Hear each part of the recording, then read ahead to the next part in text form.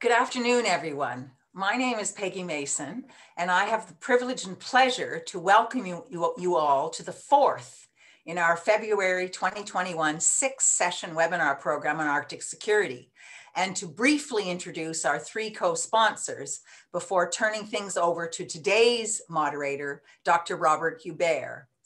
Bringing together students, emerging scholars, and Northern stakeholders, rights holders, the North American and Arctic Defense and Security Network, NADCEN, conducts leading edge research, convenes conferences and workshops, and educates the next generation of policy thinkers and analysts on core Arctic defense and security policy challenges. NADCEN postgraduate fellow Jill Barclay is the webinar series rapporteur. Dr. Shannon Nash, the network manager, and Dr. Whitney Lackenbauer, the network lead, have been instrumental in the organization of this webinar series. And on behalf of the other two co-sponsors, I want to once again extend our gratitude and appreciation. The second co-sponsor, the Canadian Pugwash Group, chaired by former Disarmament Ambassador Paul Meyer, is the national affiliate of the Nobel Prize-winning Pugwash Conferences on Science and World Affairs of Russell Einstein fame, fostering informed discussion and generating policy proposals on global security, including nuclear and conventional arms control, control of the arms and trade, and environmental security, is the mandate of the Canadian Pugwash Group. The third co-sponsor, the Rideau Institute, of which I am president, engages in independent policy-relevant research and analysis, advocacy, and social media engagement with a view to the development of a Canadian international security policy that embodies the UN Charter principles of multilateral cooperation, the peaceful resolution of disputes, and the progressive strengthening of international law. Please note that the proceedings are being recorded for future public availability. There's a lot of interest in them. And with the help of our rapporteur, it is our intention to publish the proceedings to serve as an education tool, to promote debate, and to provide policy recommendations. The keynote presentation and panel one on climate change are now posted to the NADCEN website under past events. I am now very pleased to turn things over to our moderator and someone I have known for a very long time, Dr. Robert Hubert. Rob, we will not say how long. He is associate professor in the Department of Political Science at the University of Calgary. Over to you, Rob. Well, thank you very much, Peggy. Well, first of all, let me say how thrilled I am to be moderator of such an outstanding panel. And I'm really looking forward to what the speakers have to say. I'm not going to go through the usual sort of introduction. You can read it. I mean, basically, Aldo is from Dalhousie. Elizabeth was from Western University. She's now with the Bill Graham Center. You can read all the rest. The 2 points of introduction I want to give and make sure that everybody has a full appreciation for just how lucky we are today is, first and foremost, we are probably going to be, not probably, we are hearing from two of the most brilliant minds that we have looking at Arctic issues. Although in terms of any subject that he touches, it becomes the immediate expert. And I'm not saying that snarkily. I'm saying it in terms of anyone who has known him for any length of time. No, he is someone that you engage on the other side of debates only if you really have spent all day and all night brushing up on the issue area. And he has a brilliance that you will see coming through. I also have to give him credit. He's the one that got me started on the Arctic after probably one too many beers at the graduate law facilities at Dal. He's the one that suggested I look at the polar sea. So anything I've said or gotten wrong on Arctic issues, it's all Aldo's fault on that particular context.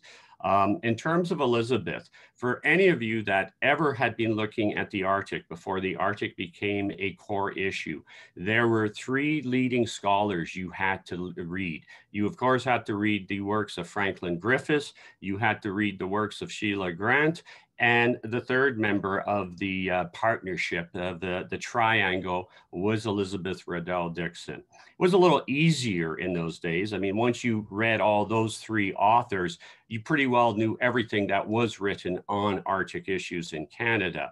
That, of course, is no longer the issue. But Elizabeth, as you've seen from some of her even most recent writings in terms of both her book on this subject and, in fact, the participation with the Nansen network with her writings with Suzanne Lalonde and Whitney, once again demonstrates that this isn't something that is forgotten. The last point I'll make before turning it over to them is we are also privileged that these are two individuals that truly believe in scholarly exchange. You can have arguments in which you totally disagree with what they have to say, and they will respond and they will respect you as soon as everything is over. This is unfortunately a characteristic that doesn't seem to be as prevalent as it was in the past. So we are indeed privileged to have both of them. The format that we'll be following is both of them have roughly 15 or so minutes to talk, followed by which we will then open for hopefully about 30 or so minutes of questions. The way for the questions is please put them up on either the chat line, either direct them directly to me or just put them up in general, and we will go through them as we receive them. Okay, without further ado, we will now begin the proceedings. So Elizabeth, I believe that you're slated to go first. So by all means, please, the floor is yours.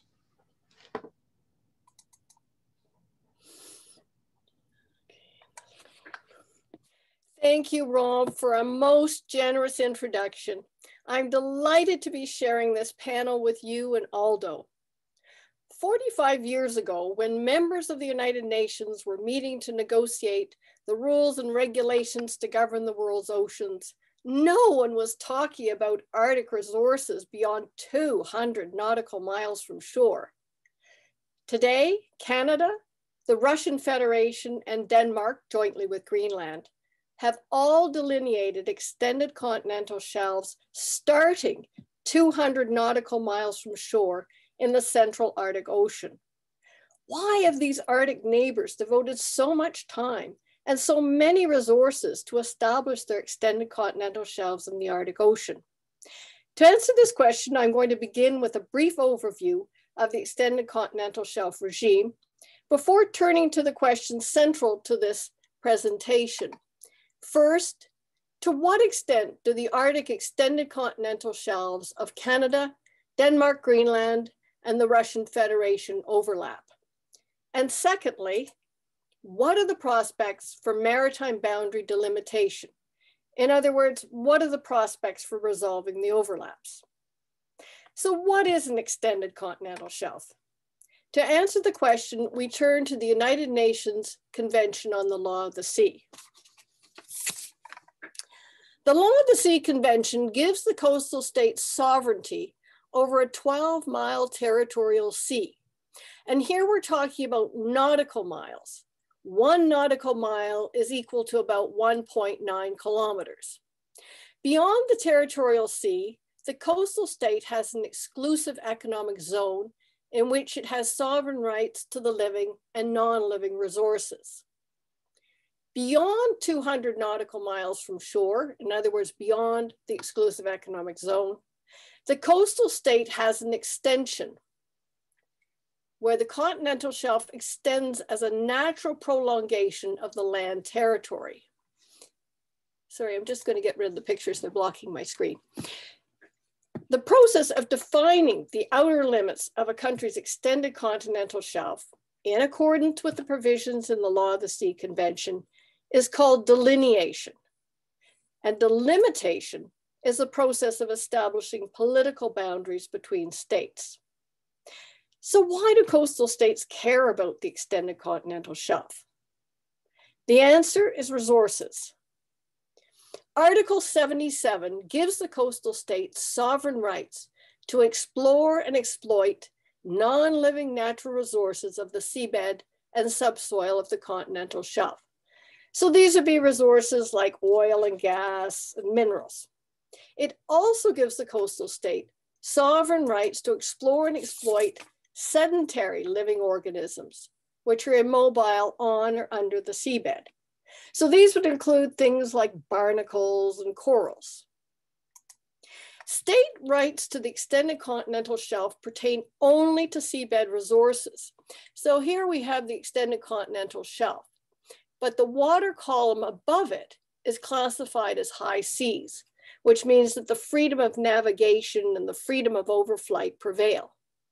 So the extended continental shelf is not about claiming the North Pole. It's not about claiming Santa. It's about rights to seabed resources. Responsibility for defining its continental shelf rests with the coastal state. And the convention outlines steps in the delineation process that are important to legitimizing the outer limits of an extended continental shelf. First, the coastal state conducts scientific research to determine if its continental shelf beyond 200 nautical miles is indeed a natural prolongation of its land territory. And if so, to determine its outer limits, again, in accordance with the provisions in the Law of the Sea Convention. After gathering and analyzing the scientific data and relating them to the provisions in the Law of the Sea Convention, the coastal state makes a submission to the Commission on the Limits of the Continental Shelf. The Commission reviews the submission to determine if the coastal state has defined its extended continental shelf in conformity with the legal norms, and it then makes recommendations to the coastal state. The Law of the Sea Convention specifies the limits of the shelf established by a coastal state on the basis of these recommendations shall be final and binding. So the Commission makes recommendations, but it's the coastal state, not the Commission, that establishes the outer limits of the continental shelf. When it comes to the development of customary international law, in the case of jurisdiction over land or the legal status of the Northwest Passage, the exercising of sovereignty is important. But the extended continental shelf regime is different. According to the Law of the Sea Convention, the coastal state does not have to exercise sovereignty over the continental shelf in order to enjoy its rights. The rights of the coastal state over the continental shelf do not depend on occupation, effective or notional, or in any express proclamation. So there's no need to state claims. It's not a case of use it or lose it. A state's continental shelf either meets the Law of the Sea criteria for an extension or it does not. Canada, Denmark, and the Russian Federation are all parties to the Law of the Sea Convention. Although not a party to the convention, the United States treats the extended continental shelf provisions as customary international law. All 4 countries have conducted scientific research in accordance with the extended continental shelf provisions in the Law of the Sea Convention. And the Russian Federation, Denmark, Greenland, and Canada have all made submissions to the Commission on the Limits of the Continental Shelf. So this brings us to our central questions. To what extent do the extended continental shelves overlap? So here we see Russia's delineation depicted in yellow, Denmark, Greenland's delineation depicted in pink, Canada's delineation depicted in green, and the blue indicates an area that's likely to be included in the US submission, although we won't know the exact details until the United States actually files its submission. The stripes indicate areas of overlap. So where you see these pink and yellow stripes, for example, that indicates an overlap between the submission of the Russian Federation and that of Denmark, Greenland. And then when you see in this area around the North Pole, we have green, pink, and yellow. It indicates overlaps between all 3 submissions. So as you can see, the overlaps are considerable. However, we need to insert a caveat. Identifying overlaps is not the same as saying there's conflict or the threat of violence. The Commission on the Limits of the Continental Shelf is a scientific body responsible for making recommendation. It is not a court of law, and it has no mandate to resolve overlapping maritime boundaries. Responsibility for resolving overlaps rests with the states involved, which can use a variety of mechanisms: bilateral negotiations, multilateral negotiations, taking a case to the International Tribunal for the Law of the Sea. So this brings us to our second question. What are the prospects for maritime boundary delimitation?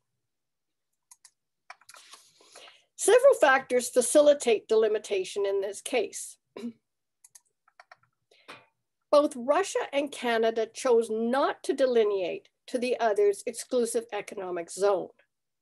In terms of the criteria in the Law of the Sea Convention, Denmark, Greenland, Russia, and Canada could all have delineated all the way across the Arctic to the exclusive economic zones of their neighbors, but only Denmark, Greenland did.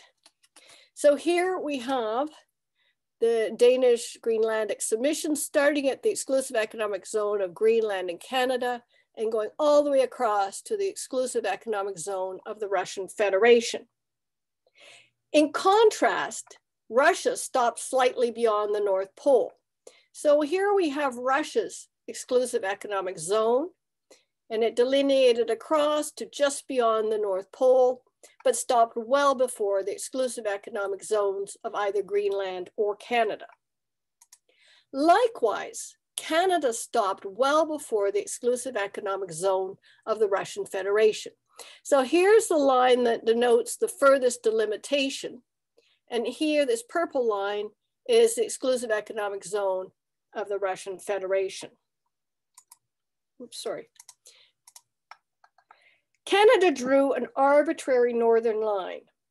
The northern line is the maximum extent of Canada's delineation, but it's not the maximum extent of Canada's entitlement. The northern line is a practical solution, making a huge claim in what would clearly fall on the Russian side of an equal distance line would likely result in Canada having to cede large areas in future delimitation negotiations. Russia and Canada's decisions to limit their extended continental shelves for political reasons mean that the overlaps are considerably smaller than could otherwise have been the case.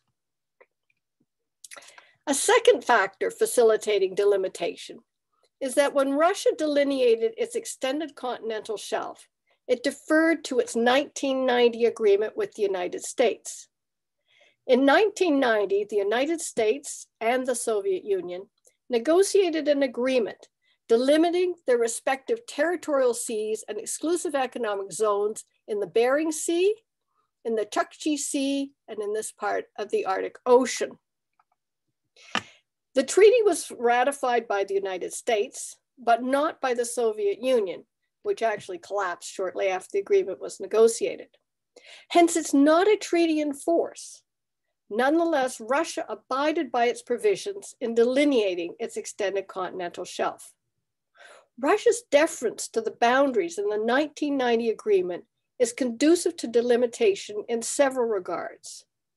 It respects a boundary previously agreed upon with the United States. It results in a smaller overlap with Canada's extended continental shelf than would otherwise have been the case. And it makes it easier for Russia's Arctic neighbors to compartmentalize Russia's foreign policy, viewing it as cooperative regarding the extended continental shelf, while being critical of Russia's behavior regarding the Ukraine.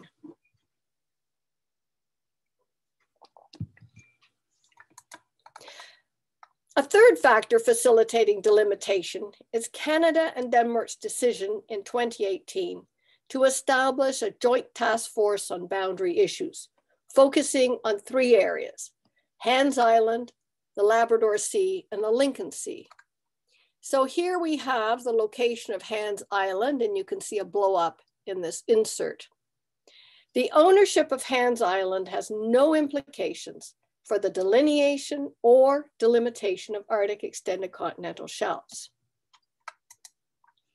In the Labrador Sea down here, they need to negotiate a treaty delimiting the extended continental shelves of Canada and Greenland.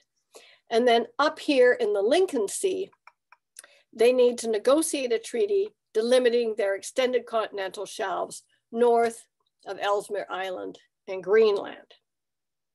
The work of the Joint Commission is important to future delimitation of Arctic extended continental shelves for a couple of reasons. The legal principles it employs may establish precedents for delimiting extended continental shelves in the Arctic Ocean. So if the task force uses equal distance principles to delimit the exclusive economic zones, it would set a precedent for continuing to use equal distance principles beyond 200 nautical miles from shore. At present, the countries have 4 maritime boundaries to delimit, which is a lot. Resolving the 3 outstanding issues will clear the decks to focus on delimiting their Arctic extended continental shelves. Resolving maritime boundary disputes can be difficult and time-consuming. However, past experience shows that Arctic countries have used legally accepted channels rather than resorting to unilateral grabs for jurisdiction. The 2010 Russian-Norwegian Accord for the Barents Sea serves as an encouraging example of maritime boundary settlement. The accord ended a bitter dispute that had dragged on for some 40 years, that involved petroleum and fish resources important to both, and involved a significant power imbalance between the 2 countries. Yet neither the Soviet Union nor the Russian Federation that succeeded it used its vastly superior military might to take control of the area. In conclusion, while media stories may lead us to conclude that we're heading for World War III on ice, the evidence supports more positive conclusions. In the delineation of Arctic extended continental shelves, there's no need to resort to military solutions, as there is a regime in place and its rules are being respected. The high degree of cooperation exhibited by Arctic countries in the delineation process, and the fact that they continue to discuss issues related to overlaps, all bode well for future settlements. While the overlaps in the extended continental shelves delineated in the Arctic Ocean are considerable, they will be resolved peacefully and in accordance with international law. Thank you.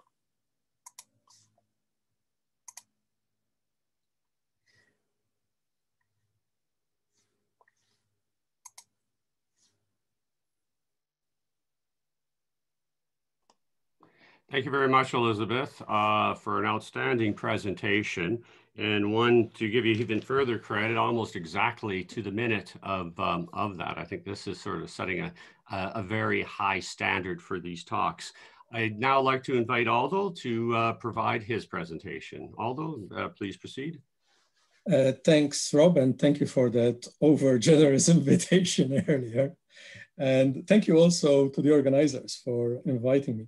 Very pleased to be able to share a few thoughts on where the regulation of Arctic shipping stands, given the change in the region. Now, I've proposed as a topic here a focus on Canadian Arctic waters, but I will actually be referring to other regions of the Arctic as well. The reason why I thought perhaps I should really draw your attention to our backyard, as it were, is one of time, because I could be spending hours talking about what the other Central Arctic Ocean states are doing.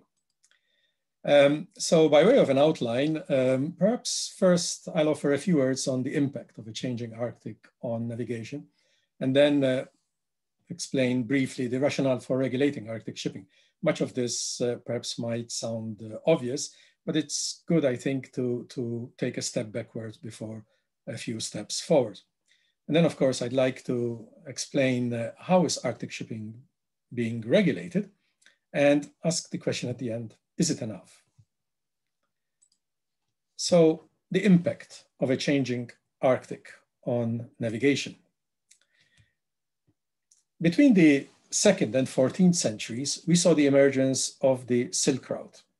First, it was terrestrial, eventually it became also a maritime route. And this, of course, revolutionized trade. And what we see eventually in the 19th century, 1869 to be precise, was the opening of the Suez Canal, and that further revolutionized trade, especially the shortened distances and time between Asian markets and European markets. But we'll see yet another revolution with the opening of the Panama Canal in 1914, and essentially, again, pretty much revising trade routes and shortening distances and linking markets in exponential ways. Against this backdrop, it's good to ask the question as to could routes in the Arctic potentially also introduce that kind of change in international trade? And the jury perhaps is still out there. Certainly, the Russian Federation has invested and continues to invest very, very heavily with the ultimate aim of opening the Northern Sea route for all year round navigation. So if they manage to do that, then potentially they could perhaps open a new international trade route. Perhaps it might be limited in terms of what cargoes will be carried at first, but it holds promise as another way of connecting Asia to Europe and North America. So are we on the eve of a new international maritime trade route? That's, of course, the big question to ask. So much depends on the change that we're seeing in the Arctic, and ultimately, of course, the political and economic decisions that will be made to invest in the infrastructure that is needed. Now, you can see here, there is reason to suppose that Arctic routes could be attractive. For instance, if we look at the Northern Sea route through Russian Arctic waters, it's approximately 8,000 kilometers shorter than the Suez Canal route. And it has potential for year-round navigation if the infrastructure that is needed to support that is put in place. The Northwest Passage is also significantly shorter than the Panama Canal by 9,000 kilometers or so. And if we see, perhaps in comparison to other routes as well, it offers certain advantages. Now, at the moment, these routes are primarily seasonal. What you'll notice also on that map is a yellow line in the middle. So the blue is clearly the Northern Sea route through the Northeast Passage, and the Northwest Passage in green. But the yellow is a hypothesized transpolar route in the event that we might perhaps see a long season of relatively ice-free waters in the Central Arctic Ocean. And again, this is a hypothesis at this time, but so I have colleagues in Iceland who are thinking that Iceland could become an entrepot center if this route materializes. But of course, all eyes at this time really are on the Northern Sea route.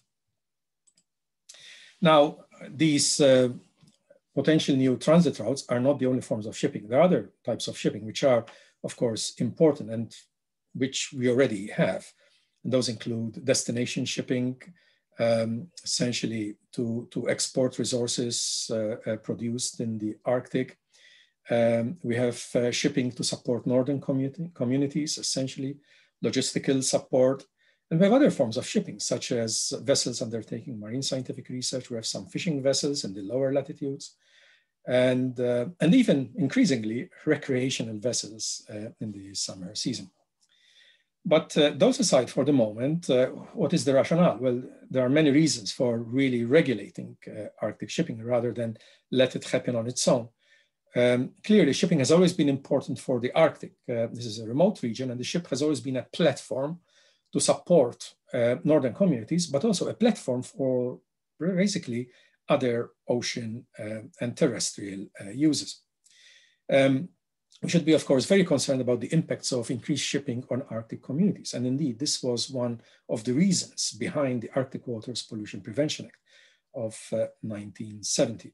And we know that there is growing concern among Inuit communities. Even at its best, navigation in the Arctic, both Canadian and the Russian Arctic, essentially is variable, it's hazardous, and it has evolving conditions. There may be areas of open waters, that's true, but there may be areas of ice cover. And you may have change in the ice cover forecast. You have ice flows to deal with. Some of these may be multi-year ice, which is harder than steel, very dangerous for shipping. You may have ice packing, and indeed, passage may require icebreakers. The weather itself can be very variable. You can have very clear conditions to reduce visibility because of fog, snow. And then, of course, there is the winter darkness if there is shipping going beyond the shoulder seasons into that season. There is the danger of ice buildup, and you have an image there that shows essentially what that could be. And for smaller vessels, this is a really serious concern because it affects the intact stability of the vessel, and a fishing vessel, for instance, could topple with this kind of ice accumulation on the superstructure. Charts are a big issue. Essentially, according to the officer of the, or rather the Office of the Auditor General's assessments, essentially, there are still many high-risk areas of the Canadian Arctic that are inadequately surveyed and charted, and less than 25% of the charts are good. And one figure is we have less than 10% of the Canadian Arctic actually charted, which tells you essentially how poor the charting is. Then the areas are remote. There's little infrastructure to support ships in transit. There are really no major ports with repair facilities, and search and rescue is a major concern because of the distances. There's little salvage support for vessels that might be in need of assistance, and the pollution response is very significantly constrained because of those distances again. And yet we see increasing traffic, especially for purposes passenger vessels that have introduced heightened risks.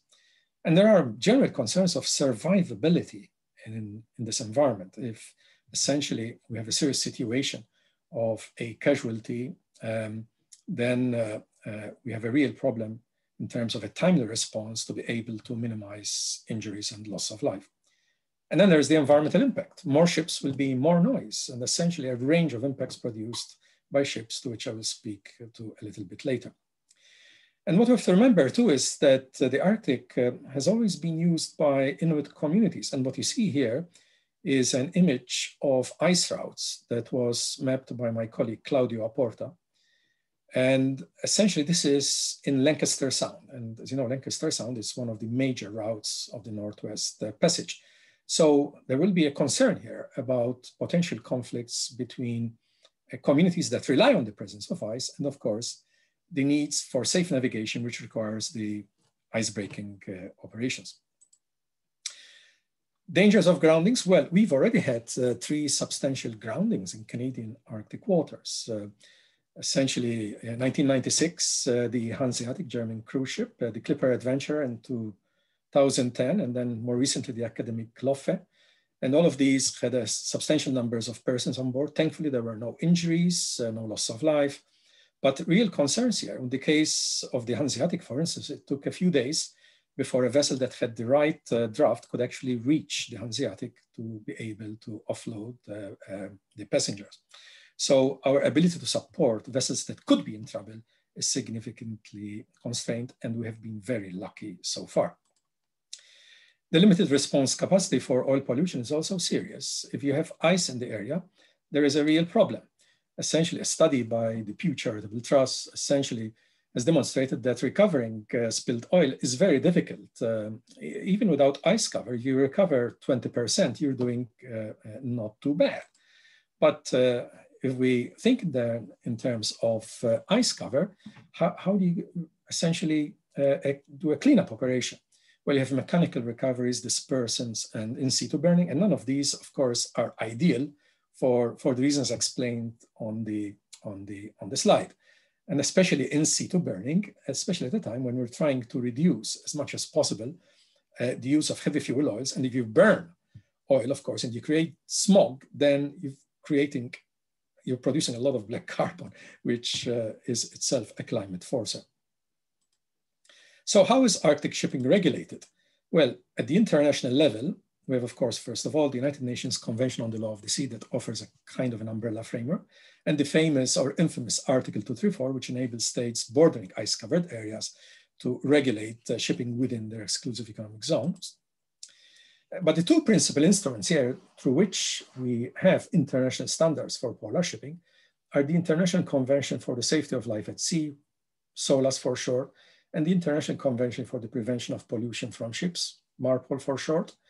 And under the auspices of these two instruments, we have now the so-called Polar Code, the International Code for Ships Operating in Polar Waters, so Polar Code for short. It's a code that falls under these two conventions. But also we have other instruments that apply, such as the INTEC Stability Code concerning the stability of vessels, and then the rules and regulations of classification societies that are industry associations. So even international regulation does not rely only on prescriptions of public authorities, but relies also on industry meta regulation. There are other instruments adopted by the IMO, such as those concerning training of seafarers and ballast water management that would apply. And these are simply examples. There are other instruments that would apply in any case, as they would apply in all other ocean areas. But the difference between SOLAS and MARPOL is that these have been specifically amended to address polar shipping. And then we must not forget the role of the Arctic Council. The Arctic Council is not a regulator. However, it is a forum where there is discussion of future regulation at the IMO and coordination among the Arctic states. And again, this speaks to what Elizabeth mentioned earlier, the kind of cooperation that occurs in the Arctic. This occurs also with respect to the regulation of shipping. And then domestically, of course, in Canada, we are parties to both MARPOL and SOLAS. And we had, of course, the Arctic Waters Pollution Prevention Act that remains there, but also the Canada Shipping Act of 2001. And recently we amended, we've actually adopted a new set of regulations under the auspices of these two statutes to implement the Polar Code. So Canada now has fully implemented the Polar Code, as indeed have all the other Central Arctic Ocean states. So United States, Russian Federation, Norway, Denmark with respect to Greenland have also fully implemented the Polar Code. Of course, in Canada, we have other rules and regulations that apply. There are instruments of public law and private law that would also apply to those waters as they would to other marine areas. So very briefly here to give you an idea, and I borrowed a couple of slides here from the IMO, what is the Polar Code? The Polar Code essentially is in two parts. Part one is on maritime safety. And this image here explains to you what are the maritime safety aspects that are regulated. They are with respect to design and construction of the vessel, the hull, for instance, the equipment on board, so that it's polar service temperature equipment, as well as the operations on board the vessel. And part two of the Polar Code then focuses on vessel source pollution. And essentially this slide explains to you how it does this. And this is under MARPOL. Essentially the Polar Code introduced some amendments to MARPOL, and these concern the management of oily residues on board, the sewage that may be produced on board, garbage, but there is also provisions in a non-mandatory part of the Polar Code that concerns ballast water management. So both part one and part two of the code have essentially provisions that are mandatory and other provisions that are recommendations. So we have the mixture of both. Now, if we look at the environmental risks posed by shipping in the Arctic, I recently published an article that took essentially looked at the range of risks posed by shipping, which you see in the left corner, and the extent to which these are addressed by the various IMO instruments. So here you have IMO Polar Code rules, for example. If you look at oil pollution, noxious liquid substances pollution, sewage, garbage, these are essentially addressed mostly by the Polar Code. But the IMO also has guidance under the Polar Code, so not necessarily rules, so not mandatory. And you can see here other environmental risks are addressed in the form of guidance. So for instance, if we look at ballast waters and biofouling in particular, we have guidance rather than specific mandatory rules in the Polar Code. Nonetheless, we still have other IMO rules that would apply to many of the same, and of course, the other risks, environmental risks posed by shipping. And then, of course, in addition to those rules, we have guidance, IMO guidance, and we have almost all of the risks addressed in some form or another by mandatory or voluntary rules. But of course, what you'll notice is that ice breaking, we don't really have an international rule for, or even guidance for ice breaking at this time, although we do have guidance in Canada. So one quick word here, Canada is moving towards designation of corridors. And this will make a lot of sense because it will enable essentially the focusing of limited resources to those areas that are most heavily navigated. And therefore, what we will see here is investment in the infrastructure along these corridors, focusing of limited search and rescue, salvage, and other capabilities, and essentially provide these services without charging shipping, but at the same time providing them with the incentive so that ships in the region will use these corridors rather than navigate all over the place. So that is the hope, that this will enable essentially more focused traffic. Of course, one criticism is the more focused traffic might also mean as shipping grows that we might have more heavier traffic in choke points, in straits, and so on. So is this enough? And this is how I'll conclude. It's a question to be asked, of course. No, but it's certainly a very good beginning at the international level and an improvement at the Canadian level as well. Essentially, the new regulations implementing the Polar Code have significantly improved even the regulations that we had earlier. So although much was learned in the development of the Polar Code from Canadian and Russian experiences, the Polar Code remains a first generation instrument and will continue to evolve with experience. The corridors are going to be playing an important role. And what I would also underscore here is the importance of reconciliation, following the recommendations of the Truth and Reconciliation Commission, because shipping is not exempt from essentially activities that have impacted on indigenous interests and uses. And indeed, we know that there's potential of disruption.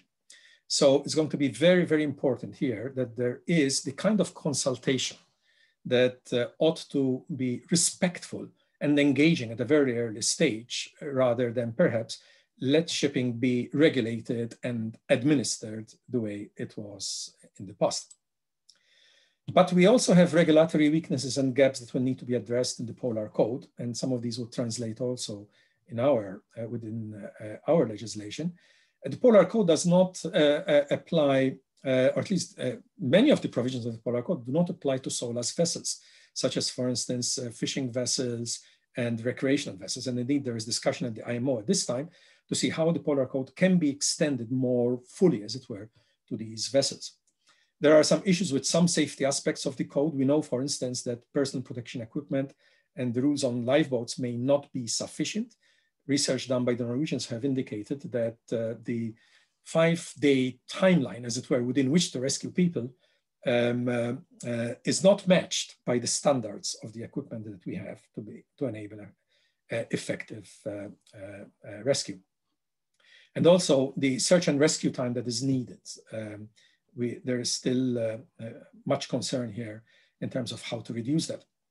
The heavy fuel oil ban, the IMO recently indicated that it's going to be adopting a ban, so-called a ban, in June 2021 by the Marine Environment Protection Committee. However, there's much as it is being called a ban, it is really more a phasing out rather than a ban. We'll see a ban perhaps in 2029. And indeed, this is one of the criticisms, that given the potential risks of heavy fuel oil in the Canadian Arctic, as well as the Arctic as a whole, the standard has been lowered too far down, considering the needs for protecting the Arctic marine environment. We still have issues with respect to reception facilities for waste, and at least there's an initiative at the IMO to look at how Arctic states can cooperate on a regional basis. We have not addressed air emissions, and this is a real concern in the Arctic. In fact, we have higher standards for emissions south of 60 than north of 60, funnily enough. So it's one of those things that will need to be addressed. Gray water, especially from cruise ships, is still not addressed as a mandatory rule. Noise pollution, we have even started to regulate that, and there are some other concerns. And my last point is the importance of the continuing work here with the IMO and the Arctic Council. It's very important for Canada and the Central Arctic Ocean states to continue the kind of cooperation and consultations they've been undertaking in the Arctic Council to then cooperate and advance standard setting at the IMO. And I'll stop with that. Thank you. Well, thank you very much, Aldo, for what I expected to be an outstanding overview in terms of our overall understanding. We are, of course, getting some very good questions in terms of on specifics for both conversations. And I'd like to start off with two questions for both Aldo and for Elizabeth. Elizabeth, you talked about a little bit about the political decisions that the Russians and the Canadians had in terms of where they had basically drawn their final line for their submission to the UN. Both Canada and Russia had actually extended beyond what they had from the Russian 2001, and of course the famous and well-reported meeting that you brought out so well in your book on this subject, the 2013 meeting for Canada. What was the basis for Canada and Russia to ultimately extend their final delimitation to what they had originally seemingly had put forward as you put it, a political issue? And for Aldo, when you're talking about the dumping of gray water, just speaking a little bit from personal experience, I was on an unnamed cruise vessel where, as it was sailing through the Northwest Passage, had contended that they in fact have the regulations allow them to discharge their gray water as long as they are past the 12-mile territorial sea, which I thought was not what the case was. But they talked about the difficulties that they have, that there are no locations to, in fact, discharge gray water, that ultimately it is, of course, for any cruise vessel, an issue of practicality that they will be dumping. And I'm wondering if you can offer some insights and thoughts on that. So Elizabeth, perhaps if you can start off. Sure. In terms of Canada and Russia and actually Denmark and what they actually delineated, we had there was an agreement between Canada and Denmark that Canada was not going to delineate east of the Lomonosov Ridge and Denmark would not delineate west of the Lomonosov Ridge. Then in terms of the Law of the Sea Convention and the science, they could have in both cases gone much further, but they decided that they would agree to draw the line basically at the Lomonosov Ridge. And then in 2013, Stephen Harper decided a couple of days before our submission was due at the Commission on the Limits of the Continental Shelf that Canada's Arctic portion of it was inadequate because it had not included the North Pole. And so he sent our scientists back to do 3 more years of missions. The next year we had Denmark making its submission, and Denmark and Greenland had a difference of opinion. Greenland wanted a much more expansive exclusive or extended continental shelf, but Denmark had felt for political reasons it made sense to have this agreement with Canada. But when Stephen Harper said that we were going to go and try and claim the North Pole, obviously this was going into the area that Canada and Denmark had agreed would be in the Danish Greenlandic submission. And so at that point, Denmark decided to accept what Greenland had been saying, and it made a claim that was far, far larger than anyone ever expected. It went not only beyond the Lomonosov Ridge, it went all the way over to the Alpha Ridge.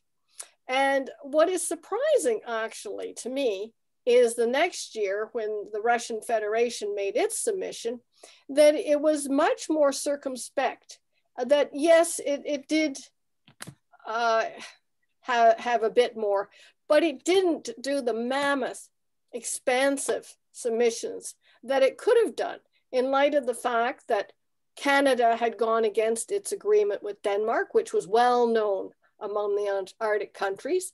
and scientists who actually were doing consulting work with the Soviet Union, or sorry, with the Russian Federation and with Denmark. Both said both countries were very upset when Canada decided that it was going to abrogate this agreement it had. So it's surprising that Russia was as circumspect as it was. It was also a time when we were having tension between the Russian Federation and the West in terms of the Ukraine. In Canada's case, the reason that it's bigger is because, and it is substantially bigger than we originally anticipated, and that's because of the fact that we decided to go all the way and include the North Pole, which was a substantial increase over what we had originally. Aldo? Thanks for that, Rob. And one, of course, should distinguish here between sewage and grey water. Mm-hmm. Because there's that important distinction here. Sewage is regulated under Annex 4 of MARPOL. And indeed, there is the rule that you actually refer to concerning treatment or comminution and then permissible discharges at certain distances. But that does not apply to grey water. However, having said that, under the Arctic Waters Pollution Prevention Act, the rules are very, very clear. In theory, you cannot really discharge anything. And I would say also, if we look at regulations under other environmental legislation in Canada, they're very strict in terms of what is it you can actually discharge into the marine environment.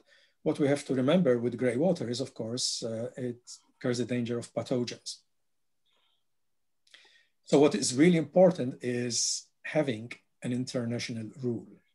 If we do have an international rule, so if the Polar Code is eventually amended, Annex 4 is amended here, so of MARPOL to enable essentially treatment of and regulated discharge of grey water, then effectively we will address that gap.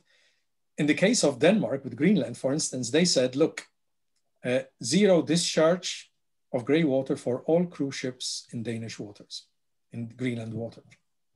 And they decided to go with a unilateral rule on that. Okay, we've got a large number of questions coming in, so I'm going to try and get to as many of them as possible. We've got one from Paul Meyer asking about the existing search and rescue capability in the Canadian Arctic seems inadequate for likely future maritime traffic. Is there any correlation between levels of shipping and available SAR capabilities for regulations or policies? I imagine this is for you, Aldo. Yeah,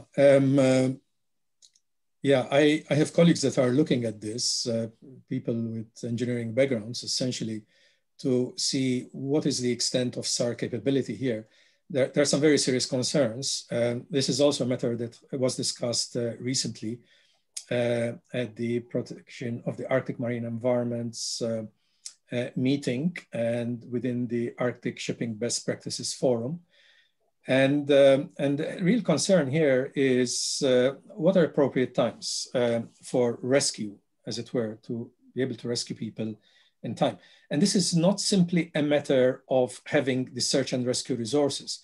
This also relates to the kind of protective equipment that is available on board.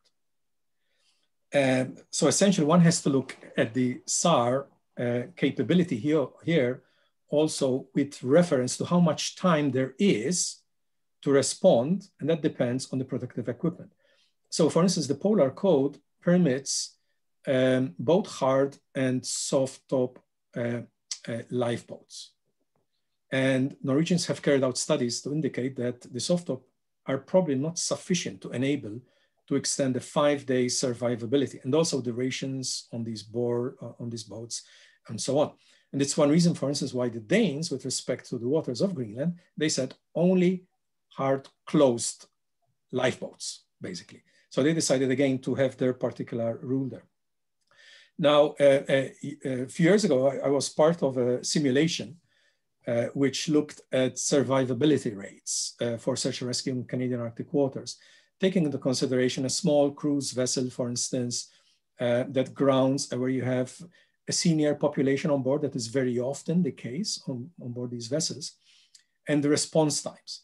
and also delimitations in terms of where this vessel was, to how quickly could you reach it by other vessels that may be expected to be in the area. And then, of course, search and aerial search and rescue, and the extent to which you can bring helicopters. And the problem with helicopters, of course, you have to refuel them at intervals. And the simulation did not produce very productive or very happy results. It showed essentially a potential high casualty rate, simply because one cannot get to a large number of people in time, as it were. And you don't necessarily have ships in the area all the time. And then if you have draft restrictions, as was the case, for instance, with the Hanseatic, where essentially the closest icebreaker couldn't reach it because of draft restrictions. So there had to be another vessel essentially brought in, which took a few days. So you have essentially this very complex situation here. And yeah, but I don't really have precise figures to give you on actual response times in the Canadian Arctic, but these are all the elements that are playing into those models.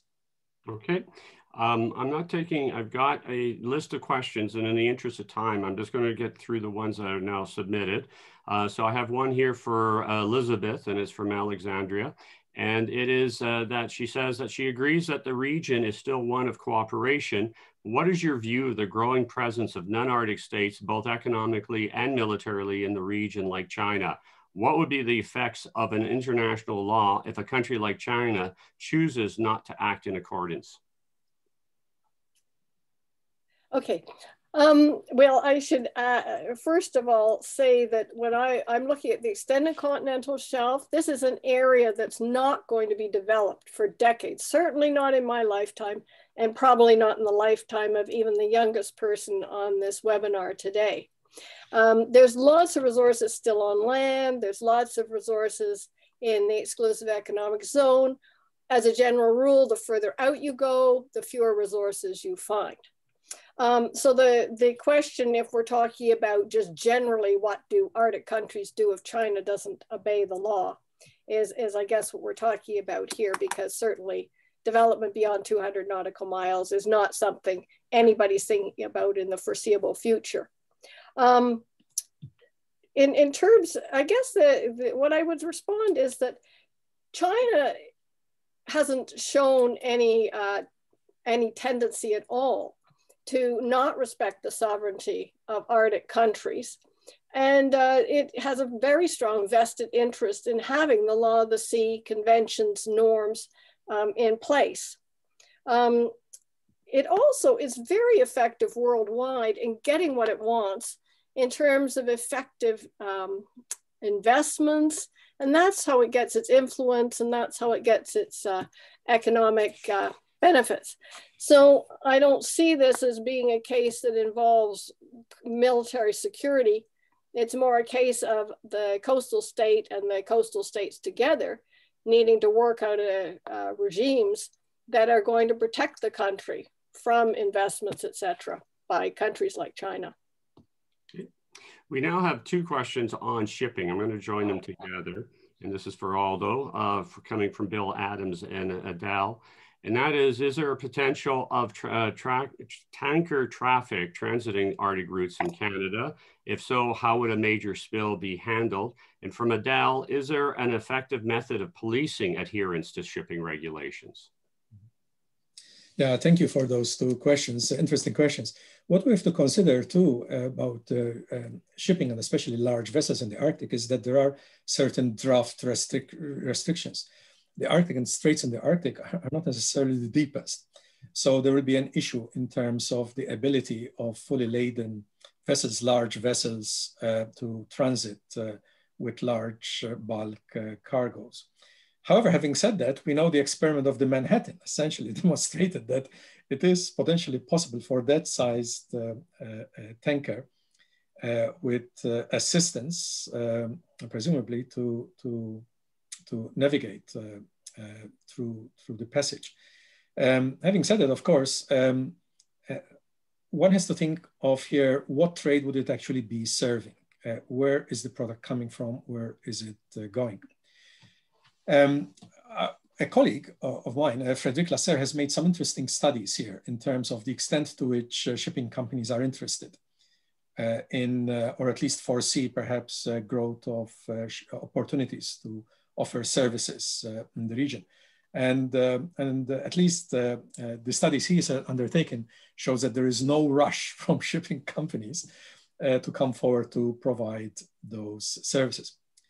But hypothetically, if we do have an oil spill, and more realistically, a spill rather than from an oil cargo, unless it is perhaps one of the vessels carrying fuel in the north, more likely perhaps fuel for those vessels that have been grandfathered until 2029, that might still burning heavy fuel oil, for instance, if there is essentially a casualty that results in the release of fuel oil in the Arctic marine environment.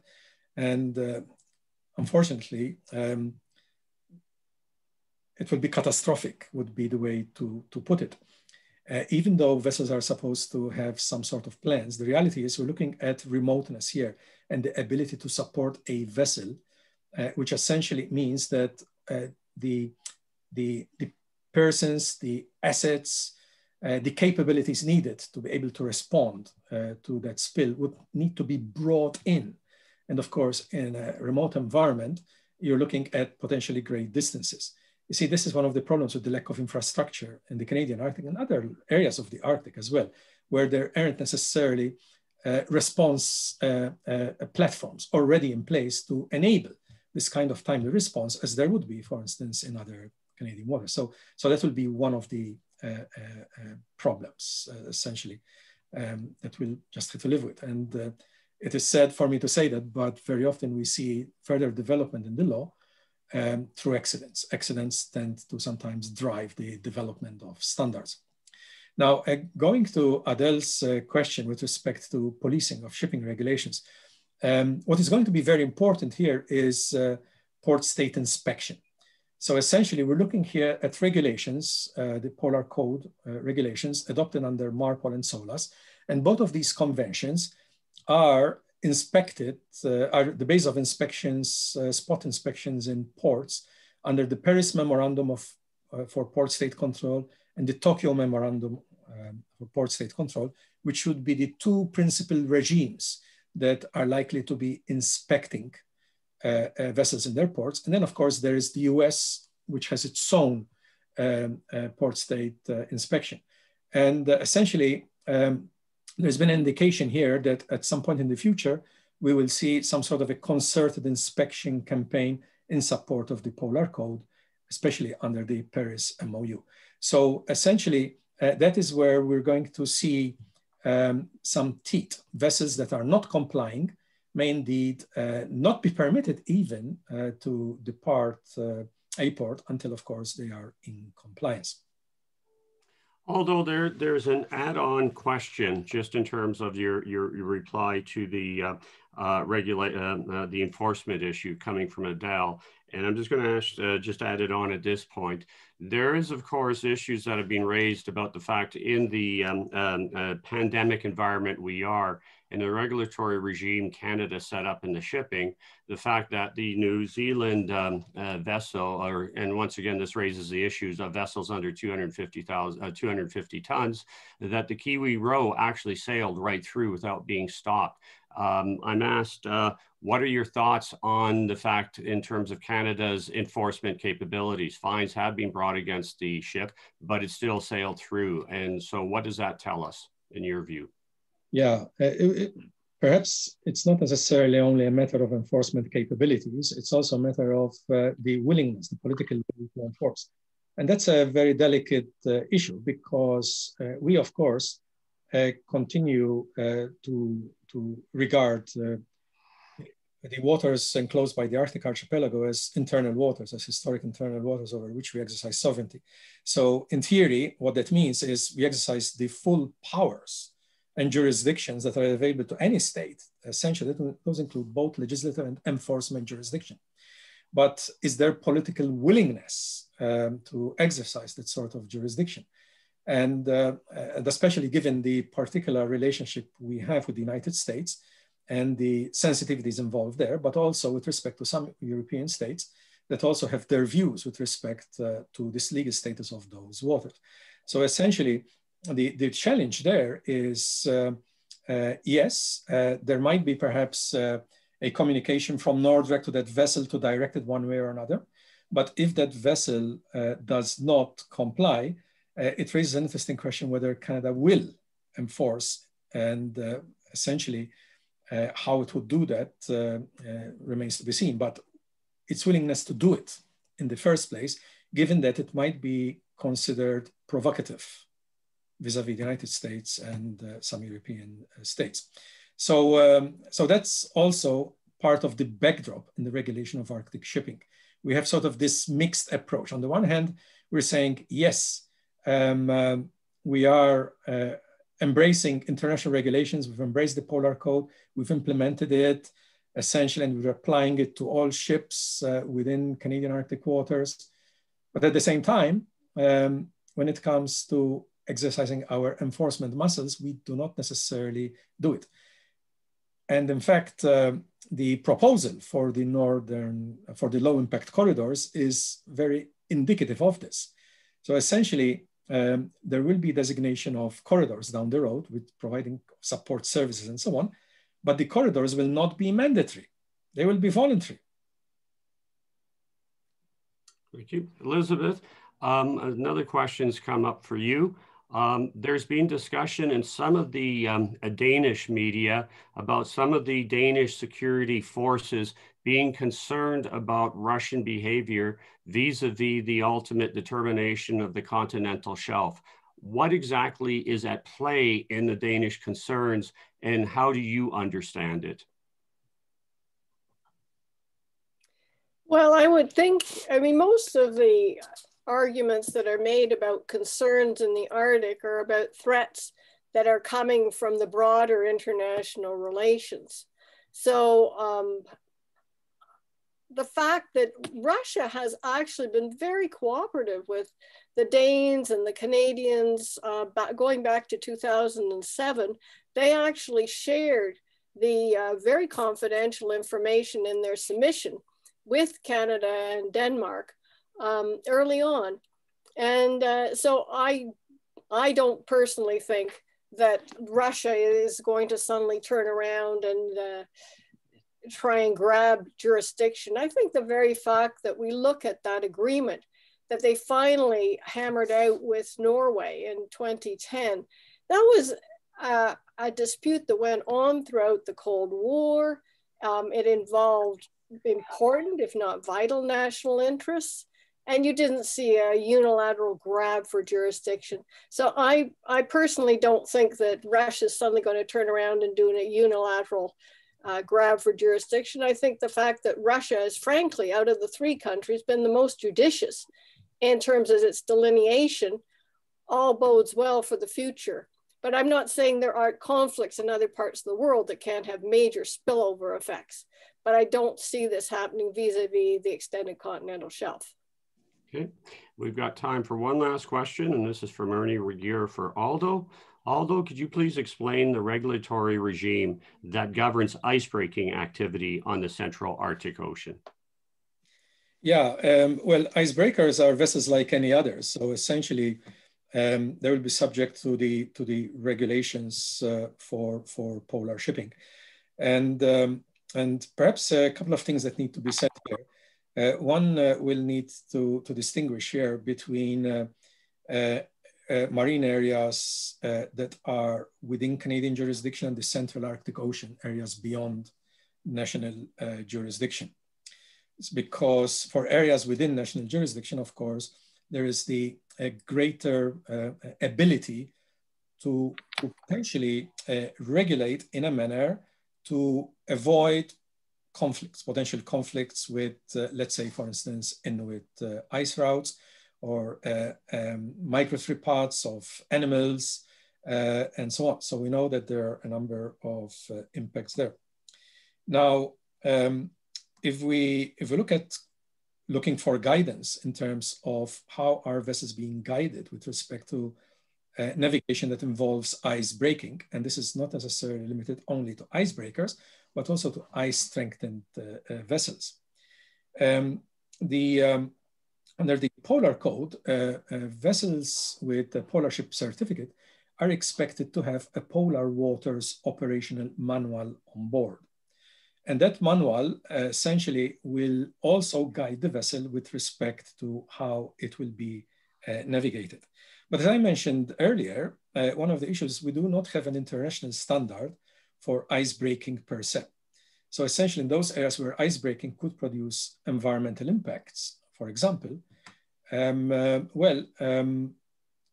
essentially there's nothing that will prevent a vessel in the Central Arctic Ocean, despite the environmental impact, from continuing to break ice. And that's as simple as it is. The rules that we have are mostly dedicated to pollution prevention. And ice breaking is not exactly pollution prevention, right? Also within Canada, we have guidelines now that have been produced by transport and guidelines for navigating vessels in ice-covered waters. So, and these guidelines, of course, include navigating vessels for the safest possible operation when there is ice present. So essentially what you have here is guidance. Well, that takes us right to the limit of our extra time. So I'm afraid I'm going to have to call these proceedings to an end. But I would like to just thank the both of you for what I expected to be a tour de force of these two very critical issues. And of course, as I knew you would, both of you more than delivered, and both in terms of your formal presentations and for your answers to the questions. I would also like to thank the audience members for the engagement and questions that were put forward that were obviously of critical importance in understanding this subject. So thank you very much for your openness and willingness, as always, to discuss these particular issues. I'd now like to hand over to Peggy Mason, who will be concluding the events. Thank you, Rob. It's time for me to also thank our speakers and you, our moderator, and to thank our participants, as Rob has done, for all the great questions, and to remind you that the next session, panel 4 on resurgent great power competition, what does it mean for Arctic security and stability, will take place on Tuesday, 16 February from 3 to 4 p.m. Thank you again and good day.